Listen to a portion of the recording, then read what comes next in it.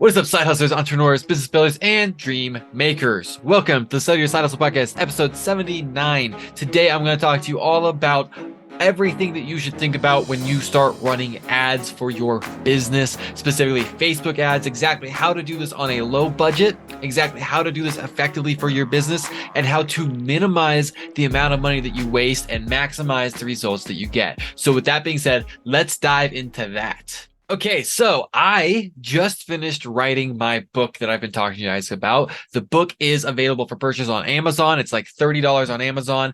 Also, you can get it 100% for free through my link that is on the description here. It is just cover shipping and handling, and it is genuinely covering shipping and handling. I am not making a penny profit off of this. I'm actually running ads to the book right now, and I'm losing money on the book sales because I'm focused on a longer play. I'm happy to lose money on the book sale. When you buy it, even though I didn't run any ads, I will still lose money on that because it's just covering shipping and handling. So you're going to get the book for free, cover shipping and handling. I'm running ads to it. That's what we're talking about today. I just turned on an ad yesterday, and I want to talk to you about how I think about turning on ads and how I think about the entire process and how I make sure that they're profitable from the beginning and how you can implement that into your business as well. So first off, you need to make sure that you have a killer offer. How do you make sure that you have a killer offer? Well, you actually just share it with your audience before you run ads to it. If you don't have an audience, it's a little tougher. But what you can do is you can go to your funnel mapping software like My Funnel Rat or like Giru or anything else on the market. And you can start running estimates as to what conversions you need for everything to be profitable.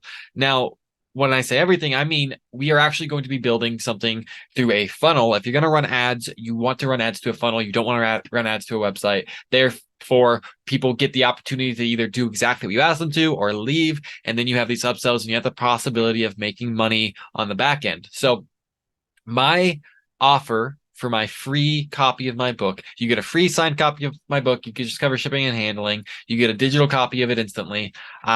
This is something where when you go to check out, there's an order bump where I offer you the opportunity to add the journal and the workbook as well. When you add that, I do make profit on those. And then when you click submit, whether or not you purchase that, it takes you and asks you, hey, would you like to join our funnel club? Here's what that is. You can customize your order by adding the funnel club to it. And then it takes you to the thank you page. The thank you page gives you the opportunity to schedule a free consultation with me. In that consultation, I'm going to do a deep dive into your business, figure out exactly what you have going on, and tell you exactly how I would use the book that you just got to and leverage it to maximize the results that you have. I might also invite you into taking up on the funnel club if you haven't, or even working with me one-on-one. That's a conversation we might have, but this is not a sales call. It is a call that's more about how to get the most out of the book that you possibly can. That way I build good rapport. I'm able to deliver on my promises, and then you want to pay me more later. And that's not where the funnel ends. That is where this dynamic ends. However, from that point on, you're going to be getting emails from me forever. You're going to get getting text messages from me forever until you ask me to stop messaging you. All along the way, I'm going to be inviting you to do the things you haven't done yet. I'm going to say, hey, join this free Facebook group. Hey, subscribe to my channel. Hey, join the funnel club. Hey, think about coaching. Hey, watch this live webinar. Hey, here's this other free thing I give away. And I'm just going to constantly be saying, let me love on you and let me help you build your business, right? So you want to have that funnel in place. And then from there, you want to have a fantastic offer. You want to use a funnel mapper so that you can decide ahead of time whether or not everything is going to be profitable for you. And finally, this is the big one, guys. This is the non-exciting part of the game, but it's the most important. Test. So what do I mean by that? Well, right now, I am testing an ad and a landing page at the same time, right? So I'm testing the ad by putting a little bit of money behind it. I'm only spending $20 a day on this ad, not an insane amount of money. I also don't need to spend that forever. So spend $20 a day so that I can see.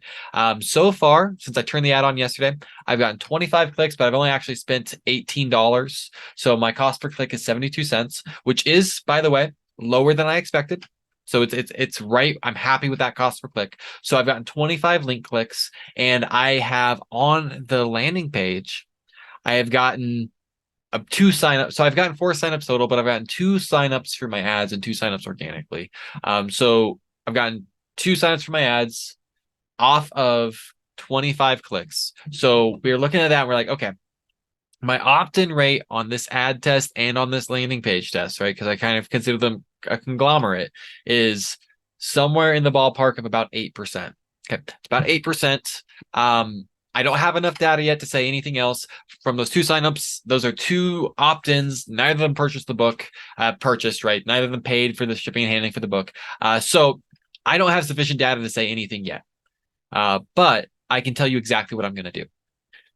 I'm going to do what I call in 30 principle it. I'm going to wait until I have statistical significance. So that means I'm going to wait until I have a minimum of 30 people who have opted in to see whether or not my landing page is converting. What I'm actually probably going to do is I'm probably going to wait until I've had 100 people opt in. And once 100 people have opted in, then I'm going to assess the value of the landing page. I'm going to say, hey, is this landing page converting? Because if 100 people opt in, and 3 people buy the book, well, that's a 3% conversion rate from opt-in to purchase. That might work, but then I'll have data that I can run my numbers with, and I can say, is that sufficient? And even if it is, I still want to improve, right? So I'll split test the page and I'll start tweaking the page to see what I can do to improve my opt-in conversion to sales rate.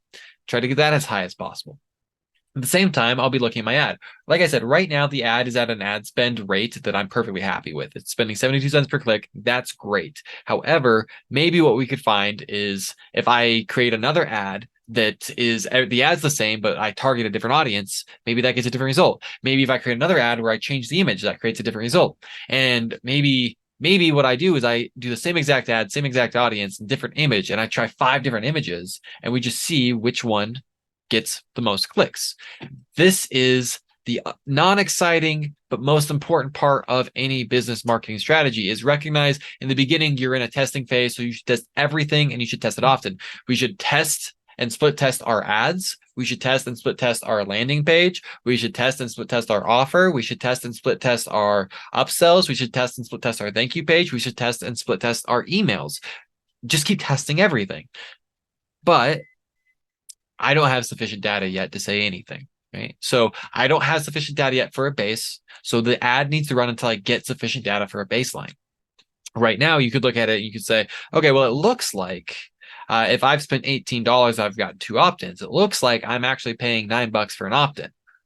And right now that's true, but we don't know if that's it's not statistically significant. We don't know if that's true, generally speaking, until I get 30 opt-ins. That's the number when suddenly statistics works and suddenly you can actually see. And so that's actually called the central limit theorem, something you can learn about if you take a stats class. But you actually need a sample size of 30. I need 30 opt-ins before I can say how much it cost me to get an opt-in. I need 30 clicks before I can say how much it cost me to get a click. Right now, everything's just too soon. So all that I need to do right now is recognize we are in testing phase. So I'm going to test. And that might be the first month. That might be the first 3 months. That might be the first 6 months. But as long as you're in testing phase, just understand you need to get statistical significance. And again, you never actually fully exit testing phase because you always want to improve. You always want to beat on your control, right?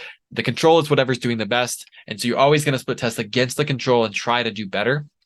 And you'll just be tweaking things. And the more you do this, the more repetition you get, the more your intuition gets better, the more you know what you should be tweaking. And that's how momentum grows. You just start testing more things and getting better results. So how much should you spend? Well, I would generally say you should be willing to spend a minimum of $25 a day. That should be your minimum on Facebook ads. If you're doing Google ads, I actually have a formula that I use to determine how much I should spend on day for my testing phase. The more you spend, the faster you'll get results. Also know that when you start off of a lower budget, you need to be smart about how you scale when you get a winning ad. So I would say $25 a day is a healthy minimum. If you can start by spending $1,000 a day, you can get a lot more data a lot faster. You can be turning off tests and turning on new tests every single day. It can be very exciting for you.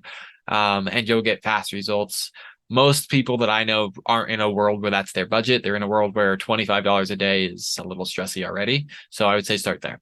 Anyway, that's what I have for you guys today. I hope you can take this and the biggest thing that you should learn from this is that you need to allow sufficient time for testing, and you need to allow sufficient budget for testing, and you need to accept that that's the world you live in. And therefore, don't spend $25 expecting it to change your life. Don't spend $50 expecting it to change your life. Don't spend $500 expecting it to change your life. Understand this is something that takes testing and tweaking, and once we get it right, then things happen. All right, so we have for you guys today. Thank you so much. Be back in your earbuds soon. God bless.